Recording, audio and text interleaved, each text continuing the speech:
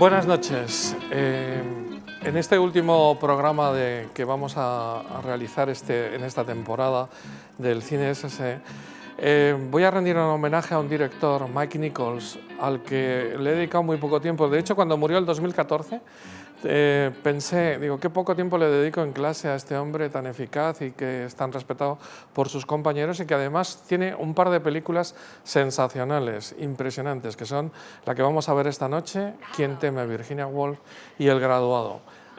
Precisamente sus dos primeras películas, del año 66 la primera y del 67 la segunda.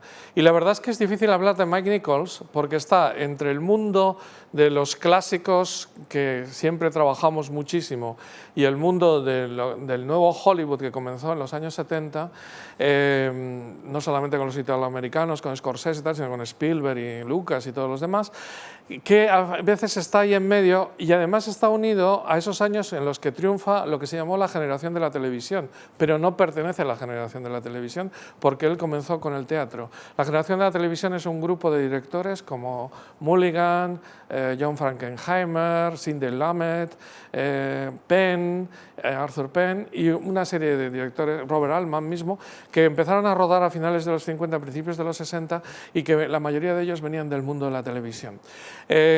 Paralelo a ellos, Mike Nichols, un poquito más tardío, empieza a producir, pero realmente su formación es teatral y viene desde otro mundo, con lo cual tampoco se le incluye en esta escuela con la que sí doy clase y que es equivalente un poco en la revolución que sufrió el cine norteamericano, es equivalente a la Nouvelle Vague francesa en este país galo y al Free Cinema inglés, los años 60, ¿no? El cambio radical del cine durante esos años. Bueno, pues vamos con Mike Nichols. Mike Nichols, de hecho, no se llamaba así. En España hay muchísima gente que no sabe que era alemán y de hecho era judío alemán, de una familia de judíos alemanes de origen ruso. De hecho, su nombre real es Mijael Igor Pekskowski, porque su padre se cambió el nombre cuando emigró a los Estados Unidos. Él nació en el año 31, a prácticamente 5 años del triunfo del nazismo. Su padre, en cuanto vio las orejas al lobo, se fue a los Estados Unidos y se cambió su segundo apellido, Nikolayevich, lo cambió por el primero, y por Nichols, de Nikolayevich Nichols, y él, que era Mijael, era alemán, se cambió por Michael y por lo tanto a partir de ese momento fue Mike Nichols. Empezó en el mundo del teatro, de hecho le encantaba el mundo del teatro y fue toda su vida un gran director de obras de teatro y creó una compañía que se llama The Compass con Alan Arkin, con Barbara Harris, con otros grandes actores que luego también harían cine y en los años 50, sobre todo desde el 55, se dedicó a hacer, que es cuando funda esta compañía, se dedicó a hacer teatro, a dirigir obras de teatro y a hacerlo muy bien. Y fue precisamente ese prestigio que adquirió con el teatro el que le llevó al cine, porque el año 66, cuando se quiso llevar a la Warner, quiso llevar al cine la famosísima obra de Quién teme a Virginia Woolf, de Edward Albee, que se había estrenado el 62, el año 66 ya se llevaba al cine, fue Elizabeth Taylor, la protagonista de la película, la que propuso que lo dirigiera Mike Nichols por su gran prestigio dirigiendo obras de teatro que conocía muy bien Liz Taylor. Y al ofrecerle este papel de director en esta nueva producción de la Warner, es cuando él aprendió un montón de cine. Es impresionante, su ópera prima ya es una verdadera obra maestra, es como Ciudadano Kane de Orson Welles, ya en la primera obra, y luego ya cuando le dejan suelto, cuando ya puede salirse de un guión muy establecido, que es el guión de una obra de teatro, es cuando llega El graduado, su segunda película, y ya el esplendor total. De hecho, hace poco leía una crítica de Mike Nichols cuando se murió, en el que decía uno que era un hombre muy fiable, era un hombre que cuando veías una película con su nombre decías, bueno, va a ser una buena película seguro. No una obra maestra porque tiene de todos los estilos, pero sí una obra contundente, bien hecha, habitualmente siempre sobre una temática de la pareja. Él es un especialista extraordinario en el matrimonio, decía que el tema que más le interesaba era el matrimonio, pero sobre todo también todo lo que es el amor de pareja en todos los sentidos y las relaciones el matrimonio lo que tiene una ventaja es que es la larga duración y la fidelidad, ¿no? Y la propia vivencia juntos continuada, ¿no? Que eso le permitía una cantidad de diálogos y de imágenes alucinantes. Bueno, pues este Mike Nichols, de gran prestigio también entre los compañeros de profesión, por ejemplo, Tom Hanks, cuando se enteró de que se ponía detrás del proyecto de la guerra de Charlie Wilson, que él ya había aceptado hacer como actor, se iba a poner Mike Nichols, dijo, oh, entonces triunfamos seguro, porque Mike Nichols es sinónimo de buena película seguro. Bien, pues este es el personaje, esta es la obra. La obra es de Edward Albee. Albee es un autor, dramaturgo, un autor norteamericano que nació en Washington, de la generación que nació en los años 20, él creo que nació el 28, que se hizo famoso después de la Segunda Guerra Mundial, pero tiene un prestigio bastante notable debido a que fue el que trajo a Estados Unidos el teatro de lo absurdo. Él bebió las fuentes de Samuel Beckett y de Ionesco y fue el que introdujo este nuevo movimiento extraordinario en Estados Unidos. No se ve tanto en esta película, aunque sí, por algunas cosas que veremos después, no se ve tanto en su obra de teatro esta, en Virginia Woolf, pero sí se ve en otras como La historia del zoo y La caja de arena y otras muchas que son obras de teatro de un gran nivel. Ganó 3 premios Pulitzer de teatro y siempre estuvo considerado como un gran autor, aunque ya digo que dentro de este movimiento nuevo reformista del teatro, que se llegó a llamar en aquel entonces posmoderno, lo que pasa es que la posmodernidad ya se ha empleado tanto y se ha manoseado tanto esa palabra que, en fin. Bueno, pues Edward Albee triunfó el 62 con esta obra, pero fue la película del 66 la que le dio todavía más renombre y más tal, porque la vio todo el mundo, fue oscarizada, se fue nominada a 13 Óscares y ganó 5. Mejor actriz, Elizabeth Taylor; mejor actriz secundaria, Sandy Nennis; mejor vestuario, mejor, por cierto, película en blanco y negro, en una época en la que casi todo se hacía en color y donde se desdoblaban los Óscares a mejor vestuario en blanco y negro y en color, y mejor dirección artística, que también la ganó en blanco y negro o color. De tal manera que, y a mí he de reconocer que la Academia acertó plenamente, porque habitualmente los Óscares a mejor vestuario, dirección artística, se suelen dar siempre a películas de época y son muy pocas. Fíjense, esta es una película contemporánea hecha además con muy poco vestuario y no un vestuario glamoroso, sino el de una noche de una pareja en una casa, ¿no? Eso me parece que otorga un Óscar especial, ¿no? Un premio como especial a todo esto. Bien, la película triunfadora de esa noche fue sobre todo Un hombre para la eternidad, porque competía nada menos que con una de las mejores películas históricas de todos los tiempos, esa obra maestra de Fred Zinnemann, y claro, Paul Scofield se llevó mejor actor y no Richard Burton, que aquí está, que se sale.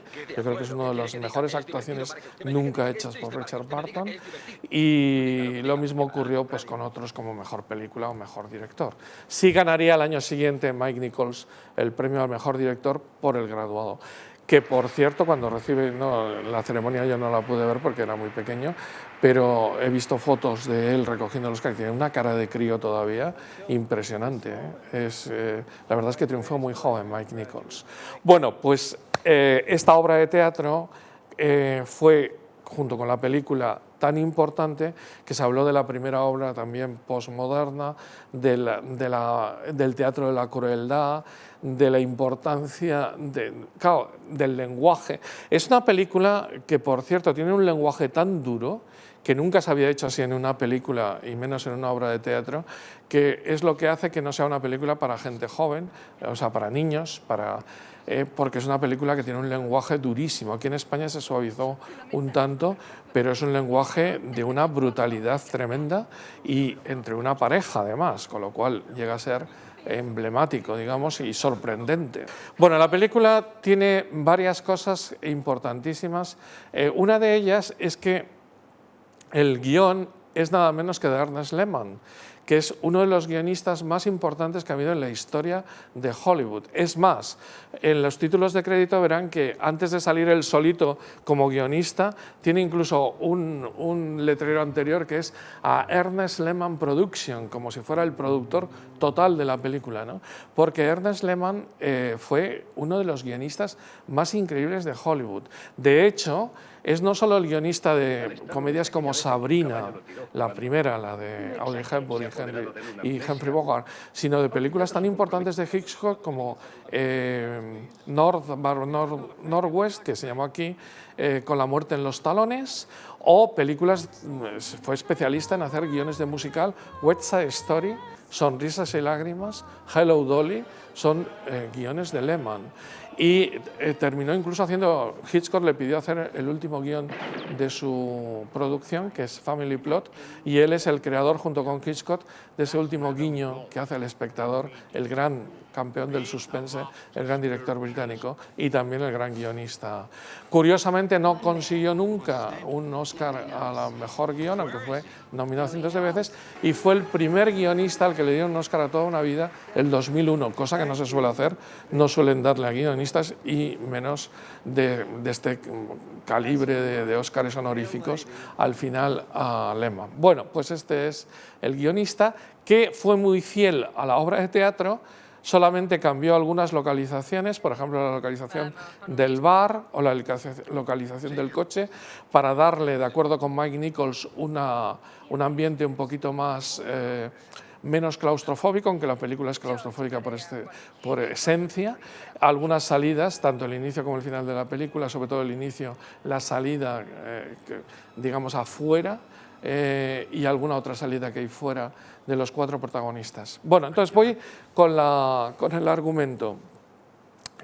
En la película va de 4 personajes nada más, o mejor dicho, de 2 personajes que invitan a otros 2 a tomarse unas copas por la noche. Ya es tarde, porque han salido a las 2 de la madrugada de una fiesta que organiza todos los sábados por la noche el rector de la universidad. Estamos en un campus de las universidades de Nueva Inglaterra, no se dice qué universidad, pero ahí es donde están las buenas universidades, Harvard, Yale, etc.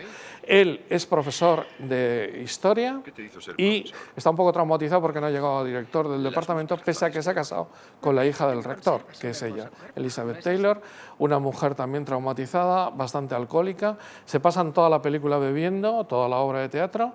De hecho, aunque aquí hemos visto Días de vino y rosas, yo creo que es la película más alcohólica que he visto en mi vida, superando incluso esa, porque están continuamente con una copa en la mano y ya incluso cuando llegan a casa, que ya llegan un poco tocados de la fiesta, ella le dice, sirve una copa y tengo sed y tal, y él le dice, pero ya estás borracha. Bueno, total, que el mundo de los traumas de esta pareja que vive en el campus, le vemos llegar a casa desde la casa del rector y que ahí se desarrolla. La obra de teatro eran 3 actos, los 3 en el living room, en la sala de estar de la casa, y era todavía más claustrofóbica, aunque ya digo que con la imagen en blanco y negro que escogió Mike Nichols y esa sensación que te da también claustrofóbica tanto el coche como el bar al que salen o incluso los exteriores, la película mantiene esa característica. La segunda característica de la película es la ficción. Esta pareja vive de la ficción de su relación, que en el fondo es más profunda de lo que parece, pero que intentan siempre montar un teatrillo insultándose, metiéndose el uno con el otro, estando continuamente, y luego de la ficción de una cuestión que no existe y que no voy a desvelar por si alguien no la ha visto la película y que se desvela al final de la película y que es fundamental.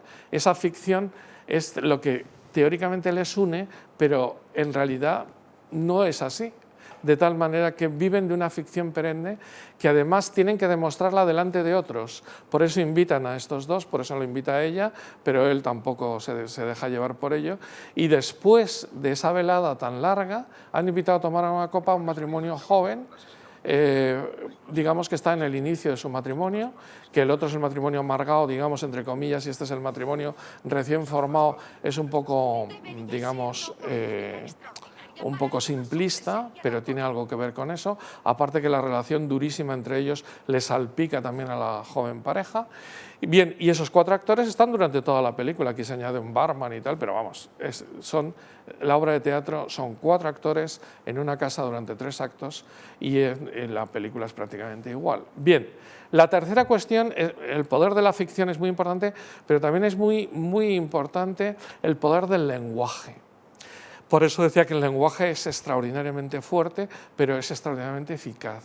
Y el lenguaje que parece que les separa porque se meten el uno con el otro a tope durante toda la película, al principio parece Richard Burton, el personaje de él, el personaje de George, es el que va recibiendo más tortas, y parece ella mucho más cruel. Pero luego él es más sibilino también para la crueldad y le va devolviendo de un modo más eficaz inclusive. Total, que ambos tienen un lenguaje soez, tremendo, básico, cruel en su relación. Pero ese lenguaje no acaba siendo parte de la comunicación, sino al revés. Es parte de la descomunicación. Es decir, ellos no se comunican por el lenguaje, es más, el lenguaje sirve para no comunicarse, de tal manera que cada uno vive en su mundo. Y eso es muy importante. Y hay un tercer poder, que es el poder de la crueldad, que ya he citado varias veces, y ese poder de la crueldad acaba siendo tan sibilino y tan bien manejado por ambos en el lenguaje, en los simbolismos. La única pega que le puso Albee, el autor de la obra de teatro, a la película, porque le encantó, fue que había algunos símbolos en el teatro que no se veían en la película, en el lenguaje y en algunas cosas. Pero la verdad es que la película crea otros símbolos también, porque al ser una cosa cinematográfica también se basa en la imagen, ¿no? Y una imagen que va haciendo diversas cosas a lo largo de la película muy interesantes, como esas vueltas que da cuando Richard Burton está con el personaje de ella, de Sandy Dennis, de Honey, miel, ¿no? Por cierto, ha llegado tal el nivel de profundización de muchos críticos sobre la película que incluso ellos, los 2 protagonistas se llaman George y Martha, han sido relacionados con George Washington y Martha, su mujer, y que ese hijo sería los Estados Unidos. Y, bueno, es todo un mundo curiosísimo el nivel de profundización que tiene la película, porque la verdad es que es una película de estas que echo mucho de menos, que tengo que presentar antes y que lo lógico sería sentarse después en una tertulia de un cineclub y hablar sobre toda ella, porque es lo que pide este tipo de películas, tan profunda, cada palabra tan medida, ¿no? Bien, pues eso es el poder de la crueldad, que al final ellos superan en todos sus diálogos tanto realmente montan un teatrillo con la gente que viene a verles, con esta pareja joven, pero al final les supera tanto que son unos espectadores muy mediocres para ellos. O sea que ellos necesitarían todavía unos espectadores mucho más profundos. Aunque al final él se da cuenta, el personaje de Seagal se da cuenta de que realmente Nick, de que pues eso es lo que hay detrás, ¿no? Esa ficción que he dicho al principio y que no voy a desvelar. Bien, pues y lo último, que me parece ya, digamos, el culmen de la película y que quizá algunas personas no lleguen a entender, es que se necesitan mutuamente. De ahí la belleza de ese inicio y de ese final. Sobre todo de ese final magnífico, uno de los mejores finales de la historia del cine. ¿Por qué? Porque se necesitan de tal modo que al final esas luchas y esa tal, en el fondo, hay un cierto amor ahí que se ve al final, que se necesitan el uno al otro, porque, y esta es la cuestión más importante, se han unido en la ficción, se han unido en una esperanza que ellos saben que es falsa. Y cuando descubren que es falsa, al final de la película, es cuando más unidos están, porque realmente esa unión surge de un amor mutuo más profundo y desconocido que se manifiesta en el odio habitual, que es en el que se queda la mayoría de la gente. Pero si se fijan en esa última escena y con esto que estoy diciendo, miren la imagen. Le coge desde arriba, cuando se va la pareja joven se va, y la cámara les coge a los dos junto a la ventana. Luego desciende cuando él va apagando las luces y la última luz que apaga ya le coge a Richard Burton en primerísimo plano el papel de George y detrás a ella totalmente desvaída por el foco, pero se va acercando a ella de espaldas y la va centrando más, y en ese momento le dice ella, ¿era necesario hacer esto? Y él le dice que sí. Y le dice, tengo frío, tengo miedo, y él le dice, es cuando repite, ¿quién teme a Virginia Woolf? Ahora voy con esa frase. Y ella le dice, yo, I am George, yo le temo. Y él le dice, pero ha sido útil romper con esa ficción. Y dice ella, no lo sé, no lo sé. Y él por fin le acaricia el cabello y le une las manos. Y al fondo parece que la cámara se va a centrar en su cara desvalida de Liz Taylor, y no, se centra en las manos unidas, y esas manos unidas al final también se desvanecen para que el DN surja entre ellos, ¿no? El fin, bueno, pues esto es un final precioso, con las notas increíbles de la música de Alex North, que es alucinante, ese toque de guitarra, con el contrabajo de fondo, boom, boom, boom. Es de las melodías más bonitas de la historia del cine, puestas además en una película tremendamente cruel, dura y tal, como una melodía preciosa, enternecedora y maravillosa en un final de los mejores que ha hecho Hollywood, con diferencia, que lleva a entender todo lo que hemos visto antes y alguna de las partes no he desvelado. Bien, pues este es el peliculón. Hay otros momentos muy bonitos en los cuales Mike Nichols hace unos movimientos de cámara, sobre todo al principio es muy bonito, cuando salen de la casa, los coge de lejos, y con esa música que oiremos al final, mientras van saliendo las letras, los vemos pasar por una panorámica lateral, luego desde espaldas, luego pasando por encima de un invernadero, hasta que llegan a casa. Y en el momento en que llegan a casa, la música se corta, se abre la puerta, en oscuro, al principio se enciende la luz y aparecen los dos, ella ya con un pitillo en la boca, aparecen en la casa y él con gafas. Bueno, pues esa es la presentación. Luego se van a la cocina, donde tienen una conversación bien divertida sobre una película de la Warner, de Bette Davis y Joseph Cotten, que es, la película es de la Warner y se hace una autopropaganda. Bien, la película es Más allá del bosque, que es una película que se desarrolla cerca de Chicago, con una esposa insatisfecha. Es interesante, ¿no?, cómo la traen a colación allí. Y es un homenaje también a Bette Davis, porque Albee, el autor de la obra de teatro, quería que la obra fuera representada por Bette Davis y James Mason. Al final se pensó que era mejor Liz Taylor y Richard Burton, y al final le gustó a Albee. Además tenía el morbo añadido, como se dice ahora, de que estaban casados y que era una relación tempestuosa. Estaban casados en su primer matrimonio, luego se divorciaron y se volvieron a casar. Siempre la relación Elizabeth Taylor-Richard Burton fue tempestuosa. Bueno, pues toda la película, rodada en ese blanco y negro precioso, que va cogiendo aquí y allá, ¿no?, todo tipo de cámaras, momentos, el trasladar de una sala a otra. Por ejemplo, la escena, el diálogo, siguen diciendo el mismo diálogo de la obra de teatro, pero hay un momento que están en la habitación que ella va escondiendo cosas y va limpiando de un modo cutre, y tiene un movimiento de cámara muy bonito, que es ella acercándose desde el fondo y lanzándose sobre la cama. Muy pequeño, muy corto, pero que denota la sutilidad, lo magnífico director que es Mike Nichols, o esas vueltas que da la cámara cuando Richard Burton está cogiendo de las manos al personaje de Honey, y otras muchas que tiene la película, primeros planos, plano contra plano, dos caras en el mismo plano, la manera de hacer que una obra de teatro que tiene el mismo texto en la película, convertirla en cine, que son dos artes distintos. Todo el mundo se fija en la película, en el texto, porque sabe que existe la obra de teatro, sabe que el texto es fundamental, que lo que se dicen entre ellos es fundamental, pero cómo lo va subrayando el cine, esa es la obra maestra de Mike Nichols, de cómo sacar de ahí, y la obra maestra de Lehman también como guionista cinematográfico, que no es solamente copiar directamente la obra de teatro. Bueno, pues dicho esto, vamos a hablar, por no centrarme más en las luchas entre ellos, porque disfruten de la película y no desvelar esas pequeñas cosas de ficción que digo que están ahí, vamos con el director a hablar un poco de Mike Nichols. Mike Nichols, ya he hablado de su biografía hasta que hizo esta película. Justo cuando hace la siguiente, El Graduado, tuvo un éxito impresionante.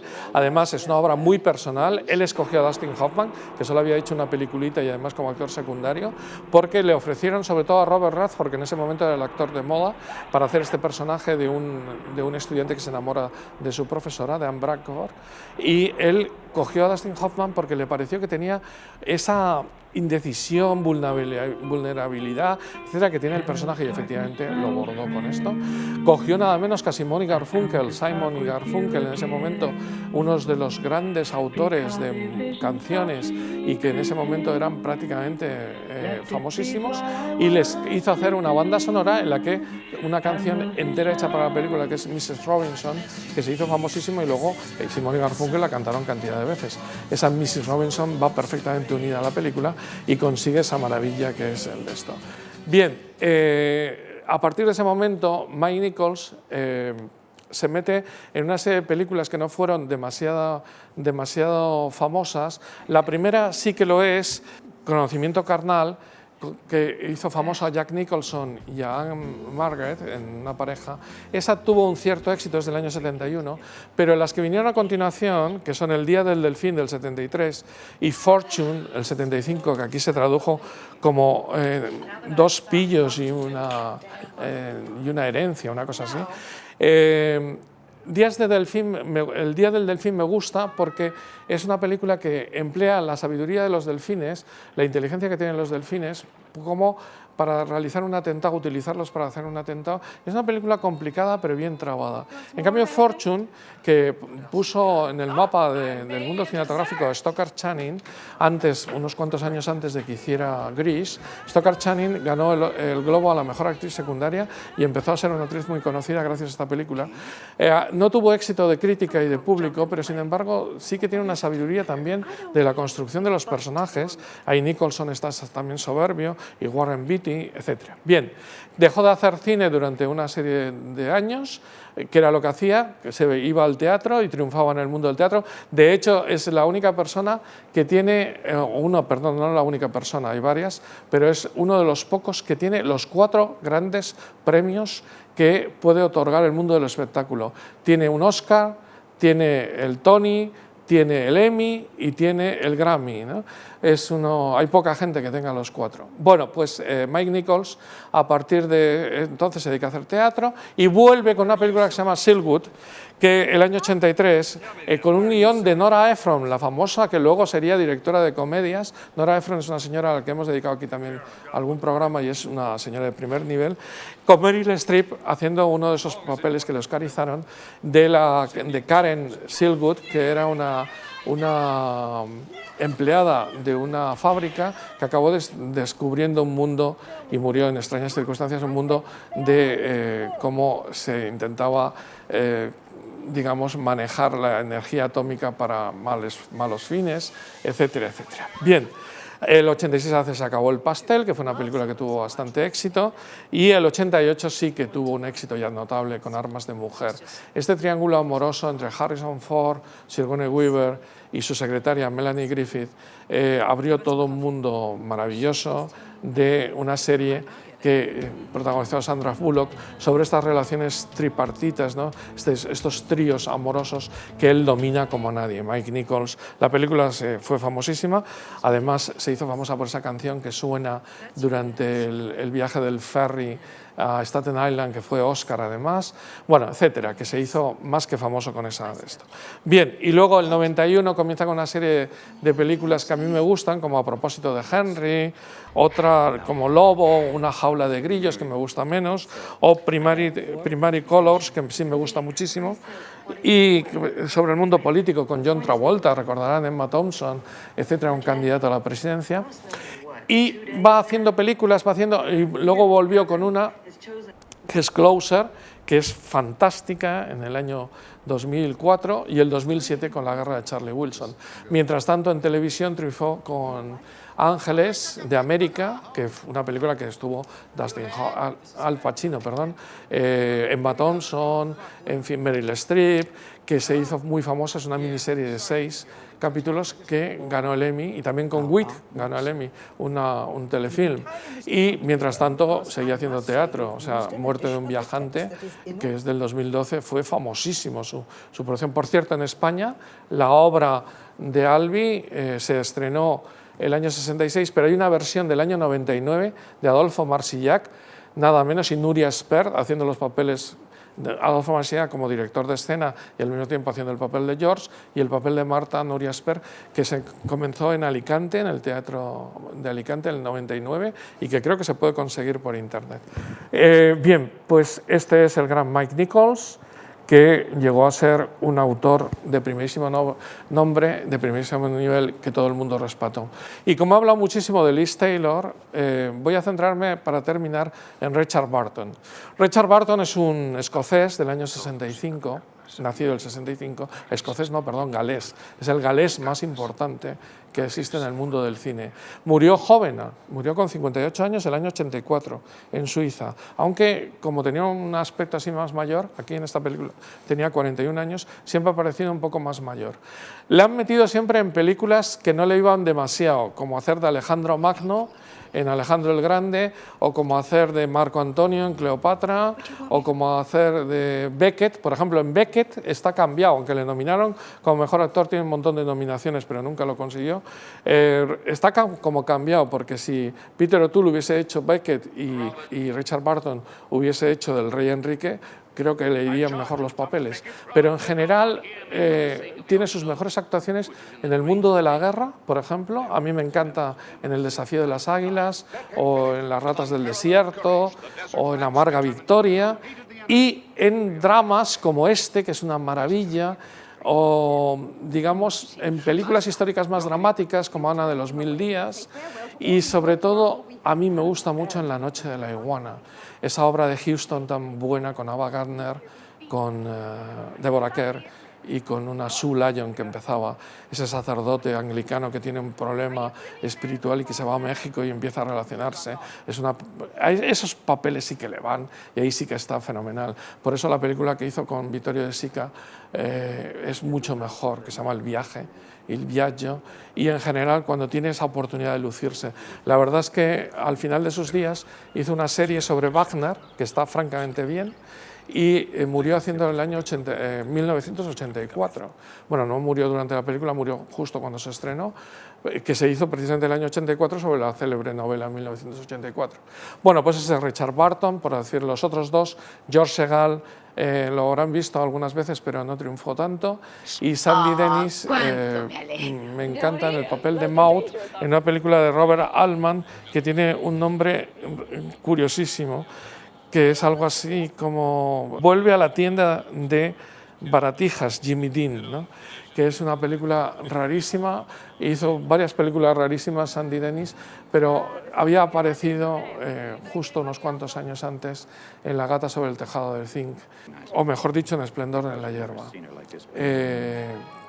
Me confundo a veces con estas dos películas. Ella aparece en Esplendor en la hierba. Siento este último fallo porque estamos ya cansados de toda esta temporada maravillosa que hemos estado con ustedes. Les agradezco siempre que hayan estado ahí en primerísima fila viendo este programa, y vamos a festejar el fin con esta película maravillosa que se tiene que dejar escuchar y ver a lo largo de todo el metraje, intentando empaparse de todo lo que se dicen y de esas claves que en el fondo están subyacentes por ese odio que parecen tenerse, esa crueldad entre ellos, que al final deviene en ese final que les he intentado contar, y que es mucho más profundo que la propia esencia de lo que la gente suele quedarse de su relación, digamos, de cara al exterior, que es casi como un teatrillo. Toda la película es una maravilla de lenguaje, de cómo las relaciones personales, y en eso Mike Nichols era un genio, pueden llevar al matrimonio a ser feliz o ser infeliz, dependiendo de cómo se adapten a la realidad y a la esperanza de esa realidad.